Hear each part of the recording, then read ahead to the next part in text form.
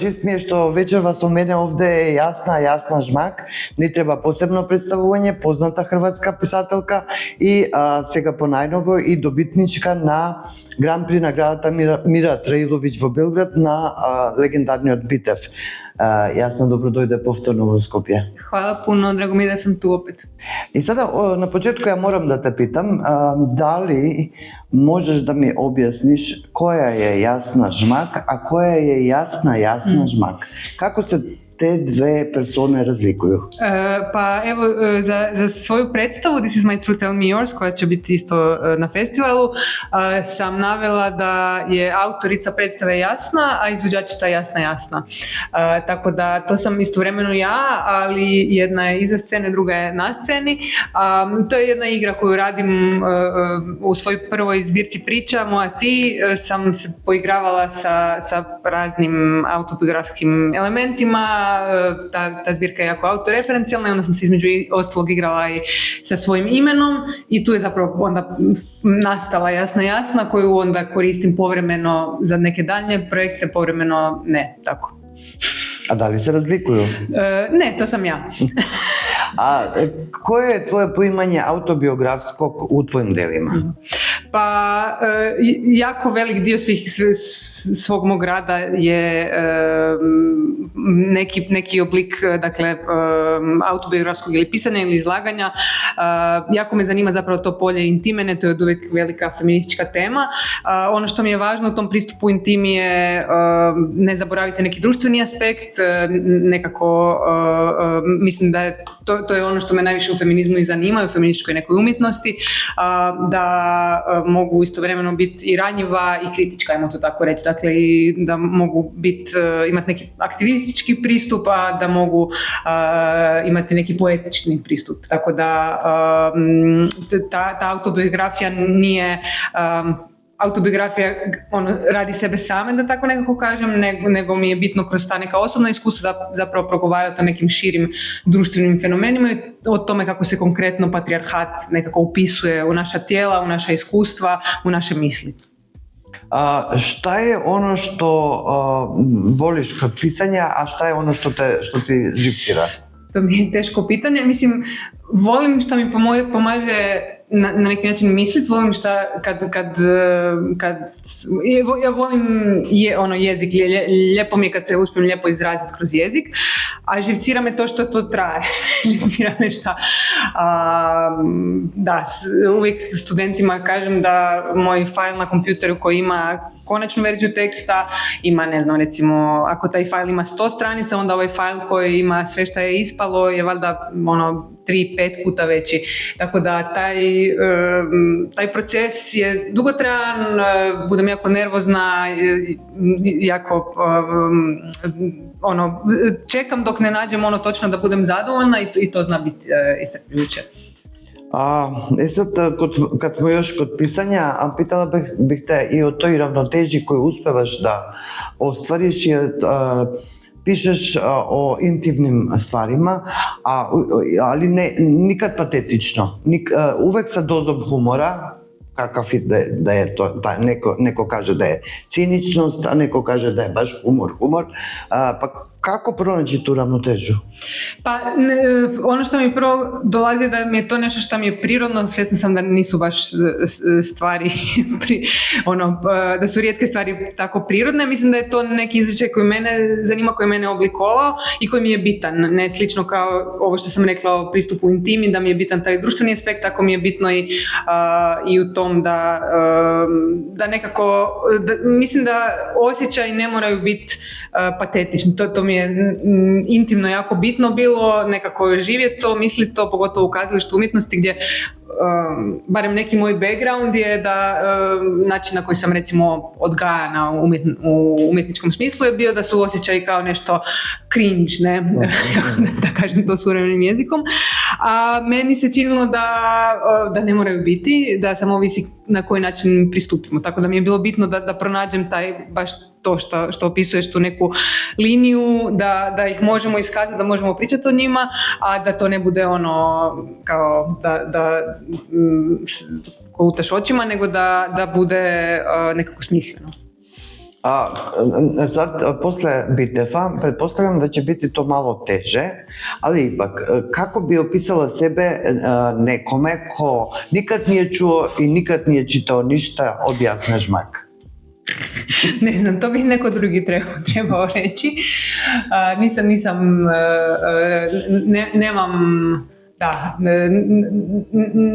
ne znam, evo, stvarno, trebala bi smisliti neki catchy odgovor na ovo, ali ga nemam.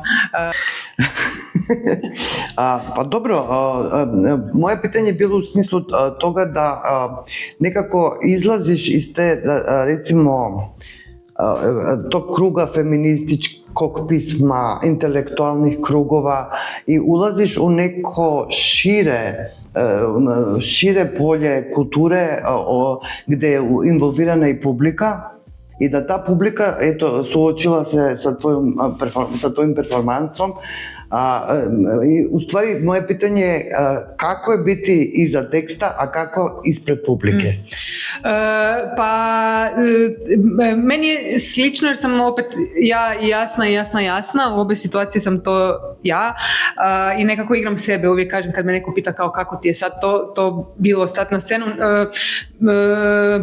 Mislim da je stvar u tome da u oboj situaciji imam kontrolu na neki način, znači to nije da ja dolazim pa moram tamo nešto improvizirati, ako predstava ima elemente tog nekog igranja, ali je jasna struktura i ja sam sigurna u njoj isto kod tekstu. U tekstu je naravno lakše jer se sakriš i nikad ne znaš kako je to, ko te čita, ne, drugčije živi nekako taj komad. Kad objaviš knjigu, budeš na promociji, to je to, možda ti neko javi ili nekog sretneš pa kaže čitala sam i tako, a ovdje svaki put imaš taj doticaj što je zapravo super lijepo na neki način jer živiš sa time, ali da, meni je nekako bio, mislim, lak, nije mi bio lak teže mi je bilo možda stati na poziciju autorice u kazalištu nego na poziciju izvođačice, jer opet igram sebe, a po meni igrat sebe dosta, mislim, meni barem nije bilo zahtjevno.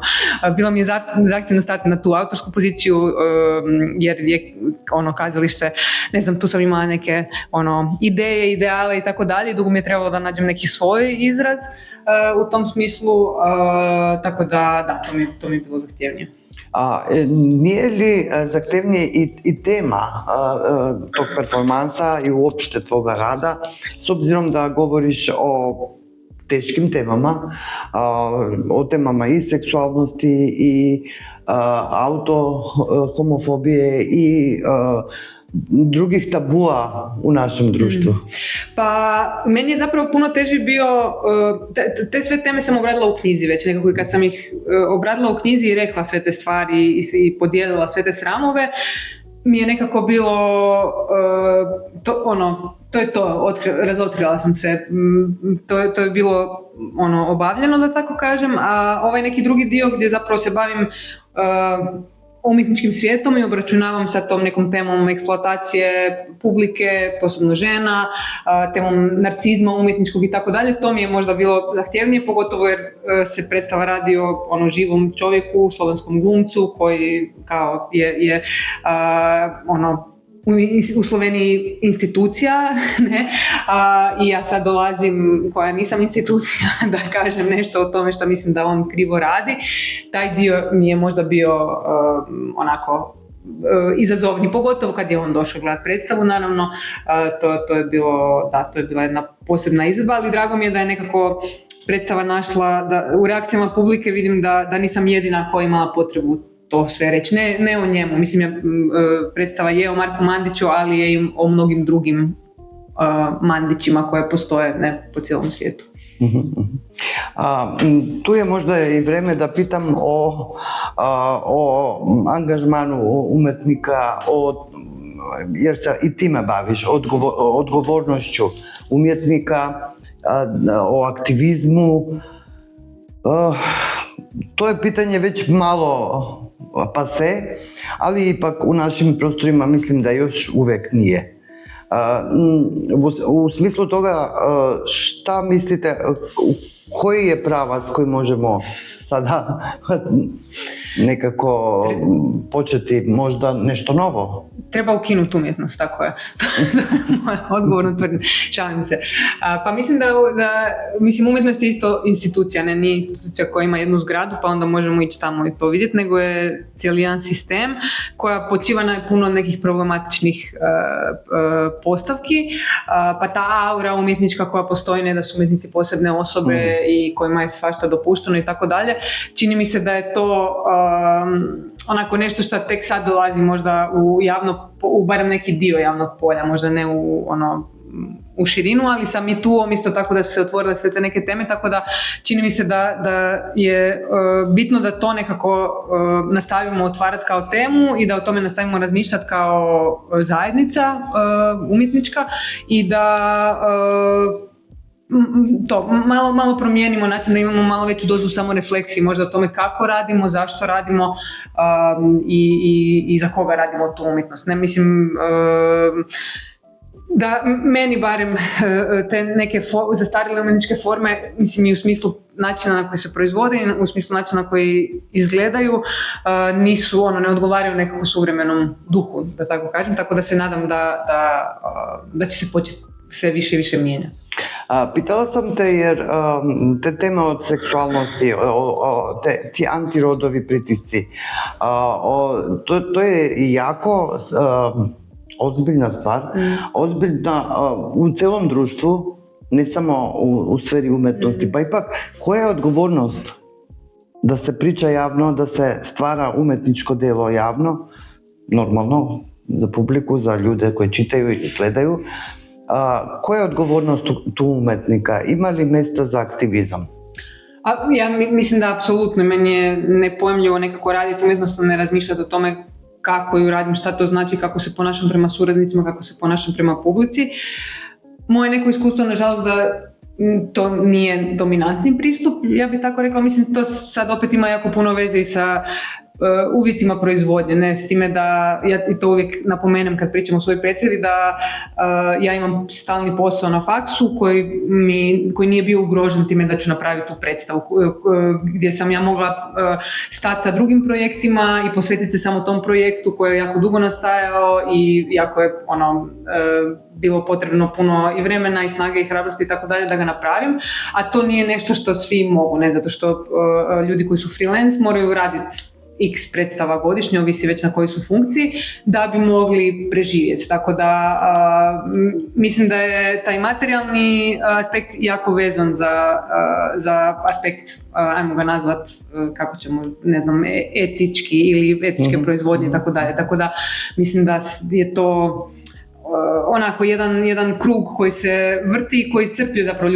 ljudi su većinom iscrpljeni, umorni i u takvim uvjetima ne možeš onda možda previše razmišljati o nekim stvarima. Ja to i u predstavi kažem da postoji niz razloga zbog kojih naprosto ponekad ne razmišljamo o tome šta radimo, kako radimo, nego samo ćemo to napraviti. Tako da mislim da je u suvremenom svijetu jako teško imati taj neki nivo visoke odgovornosti stalno, ali mislim da je važno da svejedno pričamo o tome. Pripadaš onom krugu feminističkom i queer književnosti u Hrvatskoj. Kako vidiš u regionu razvoj ove književnosti? I poziciju uopšte te književnosti? Teško mi je jer ja živim u nekom balonu kao i većina vjerojatno neke moje publike i Titove publike, tako da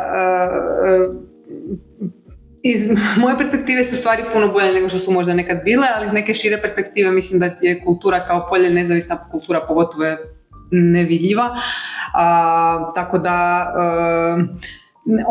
mislim da ima i razloga za optimizam jer ima jako puno razloga za pesimizam. Mislim da su se dogodile neke super stvari, inicijative i radovi i tako dalje, a istovremeno neki mainstream ostaje isti, ostaje ide svojim putem kao da se ništa nedodirljiv je praktično. Da. Tako da, ali ja nekako uvijek gledam da malo po malo mu otkidamo neke dijelove, pa ćemo jednom ga promijeniti, sagraditi nešto novo od tih dijelova. Kod nas u Makedoniji je strašno aktuelna tema obrazovanja o seksualnosti. vi radite ili ti radiš i kao terapeutkinja, kako uvesti to seksualno obrazovanje, a da ne bude to strašno? Da, pa to nije pitanje, ja mislim, za mene kao terapeutkinju, nego to je pitanje za neke organizacije koje se bave lobiranjem i koje rade na tom nivou. Kod nas je isto to aktualna tema. Ono što je super je da se u Rijeci, recimo, je ove godine, ja mislim, bio eksperimentalni program u 10-ak škola, srednjih škola, izbornog, naravno, predmeta o seksualnosti sa nekom idejom da se to proširi. U Zagrebu postoji slična inicijativa, razvijeni su neki kurikulumi i tako dalje. Međutim, evo, neki dan sam baš našla članak iz početka 2000-ih, ja mislim, koji se bavi kao, evo, krećemo kao sa lobiranjem za uvođenje seksualnosti, dakle to je bilo pred 20 godina, od tad do danas mikropomaci, tako da ja mislim da je to stvarno rad na više sfera, isto ko što je recimo borba za gej brak, odnosno na kraju smo dobili partnerstvo, a bila borba na više frontova, ne, ali ova neka razina direktnog lobiranja udruga koje su radile na tome onako dugoročno uz niz drugih projekata, da se da na nekoj vidljivosti, na razumijevanju problema i davanju rješenja, da je to neki smjer, a ja vidim neki kor u tom strahu koji postoji od toga, baš u nekoj dezinformiranosti, i istraživanja pokazuju da to uvođenje seksualnosti smanjuje i spolno prenosne bolesti i broj maloljetničkih trudnoća i tako dalje. Dakle, sve ljudi misle da djeci ćemo otkriti seks zato što ih učimo o seksu. Ne, djeca već znaju za seks, samo što ako nemaju obrazovanje, onda će raditi stvari krivo, a ako imaju, onda će možda promisliti o tome šta i kako. Tako da mislim da treba širiti nekako tu, mislim, to su znanstveno dokazane činjenice, tako da ovaj tvoj konkretni rad kao terapeutkinja, kako to se nekako nadovezuje možda na ovaj umjetnički rad? Pa ja to držim dosta odvojeno, nekako sam zbog zasićenosti sa umjetnosti i nekakvog razočaranja, ajmo reći, otišla u terapiju, inicijalno bez ideje da se bavim time, i onda kako je edukacija išla sam shvatila, ok, da, zapravo me zanima, zapravo bih htjela, i sad se te stvari nekako nadopunjuju, te moje dvije uloge, i svaka mi daje neki dio mog iskustva, identiteta koji mi je bitan, tako da mislim da je terapija, ali osobna terapija mi je bila bitna da napravim predstavu, da me ohrabri, da mogu nekako shvatiti šta želim reći, kako želim reći, ali u nekoj praksi, mislim, da, neka iskustva me sigurno obogaćuju i načini razmišljanja koje imam kao dramaturginja mi možda pomažu u terapiji, ali nekako su mi jako odvojene te dvije uloge. Dakle, kad sam na sceni, sam na sceni, kad sam s klijentima, sam s klijentima. Dobro, da, neću da insistiram na ovom delu, iako mislim da u istoriji umjetnosti baš je bilo takvih primjera gdje terapija sa umjetnošću imaju itekako veze. Ali evo, sa nestrpljenjem čekamo tvoju predstavu i nadam se opet ćemo se vidjeti u Skoplju. Hvala, i ja, dođite. Hvala. Hvala puno.